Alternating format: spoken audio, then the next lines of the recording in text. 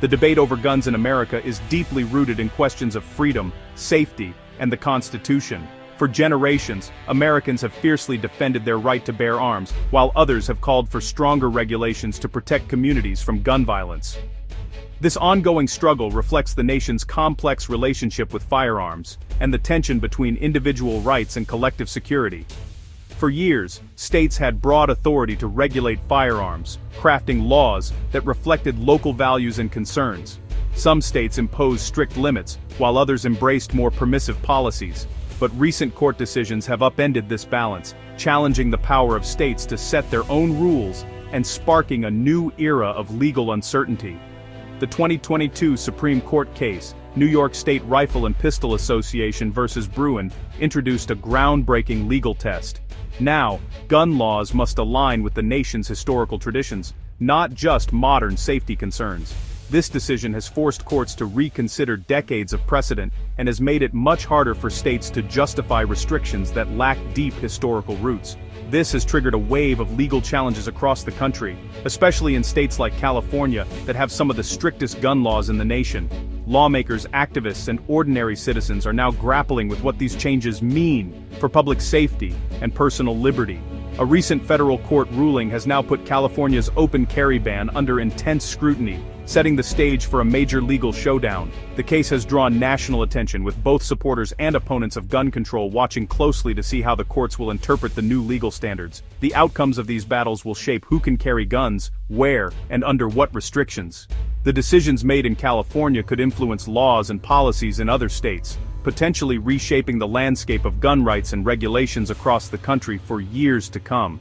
In this video, we'll explore the decision striking down California's open carry ban, the legal reasoning behind the ruling, the state's response, and the Supreme Court cases that could ultimately redefine the Second Amendment. Join us as we examine the next chapter in America's ongoing debate over guns, rights, and the law. On January 2026, a federal appeals court issued a landmark decision, striking down California's long-standing ban on openly carrying firearms in most public areas. This ruling has sent shockwaves through the state and reignited a heated national debate over gun rights and public safety. The law, which had been in place for over a decade, effectively barred open carry for about 95% of Californians, making it one of the strictest regulations in the country. Supporters argued it was essential for reducing gun violence and keeping communities safe, while critics saw it as an infringement on constitutional rights. Mark Baird, a gun owner from rural Northern California, became the face of the legal challenge. He argued that the ban violated his Second Amendment rights, and his case drew attention from both gun rights groups and those advocating for stricter gun control. The Ninth Circuit's decision not only reverses a previous lower court ruling but also signals a new judicial skepticism toward broad gun restrictions. The court emphasized the importance of constitutional protections, even as states seek to address concerns about public safety. However, the ruling doesn't immediately legalize open carry across California. The state is expected to appeal, and for now, the law remains in effect while the legal process continues. Many are watching closely to see how the state will respond and what changes, if any, will come next. Still, this decision is being celebrated as a major win for gun rights advocates, who see it as a step toward restoring what they believe are fundamental freedoms. At the same time, it highlights the growing tension between state regulations and expanding interpretations of gun rights under the Constitution. The final outcome of this legal battle will likely depend on further appeals, and many experts believe the case could ultimately reach the Supreme Court, setting a precedent for the entire nation. This case exemplifies the ongoing national struggle between public safety concerns and the protection of individual gun rights, a debate that continues to shape American law and society. The Ninth Circuit's decision is rooted in the Supreme Court's 2022 Bruen ruling, which changed how courts evaluate gun laws. Before Bruen, courts balanced public safety against individual rights. Now, the government must prove any gun regulation matches historical traditions from the late 1700s or 1800s. If no historical precedent exists, the law is likely unconstitutional. This has led to a surge of lawsuits challenging everything from weapon bans to age restrictions. In California's case, judges asked, was there a historical tradition of banning open carry for law-abiding citizens? Their answer, no, determined the fate of the state's law. The Bruin test is now the foundation for a new era of Second Amendment litigation. The majority opinion, written by Judge Lawrence Van Dyke, argued that the Second Amendment protects the right to carry arms in public for self-defense. Historically, open carry was common, while concealed carry was more often restricted. California only banned open carry in 2012, making its law an outlier compared to both history and other states. The judges rejected California's public safety arguments, focusing solely on historical tradition. They found no American precedent for broadly banning open carry by law-abiding citizens. As a result, the court declared California's law unconstitutional.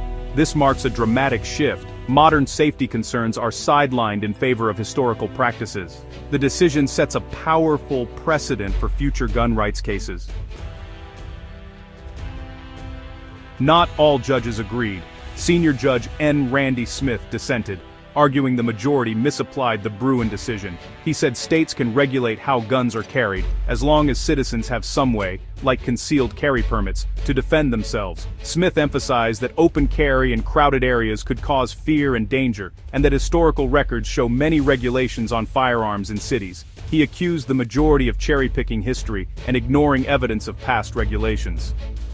Smith's dissent highlights the ongoing debate. How strictly should courts apply the historical test, and how much power do states have to protect public safety? The disagreement underscores the legal uncertainty surrounding gun laws after Bruin. The courts are now wrestling with where to draw the line between rights and regulation.